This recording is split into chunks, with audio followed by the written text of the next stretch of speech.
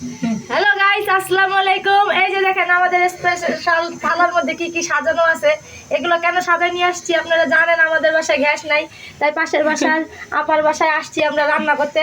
Guys আজকে রান্না না করলেও হয়তো, কিন্তু আপনাদের যে কষ্ট হবে আমাদের ভিডিওটা আপনারা যে ফলো করেন, এই জন্য আমরা আর কি আপনারা আশায় থাকবেন, এই জন্য আমরা কষ্ট করে পাশের বাসায় আসছি। হ্যাঁ ঠিক আছে, এই যে আমরা এখন কি কি রান্না করবো পাশের বাসায় এসে এগুলো আপনাদেরকে দেখাবো। গরম করে নিলাম, নেওয়ার পরে আমি হলুদ মরিচ দিয়ে মাছ নিয়েছিলাম। এই মাছগুলো এই জন্য আপনারা দেখতেই পাচ্ছেন আমি মাছগুলো দিয়ে দিচ্ছি। তো পরের বাসায় রান্না করা মানে ফিলটা কেমন সেটা জানি না, তো ফার্স্ট আমাদের ভিডিওটা দেখবেন আর আমাদের পাশে থাকবেন, শেষ পর্যন্ত কিন্তু আমাদের ভিডিওটা দেখবেন। কাছাকাছি হয়ে যাবে, আপনারা একটু আমাদের সাথে থাকেন। আপনারা দেখতেই পাচ্ছেন কেমন টক বলে তেল গরম হয়েছে।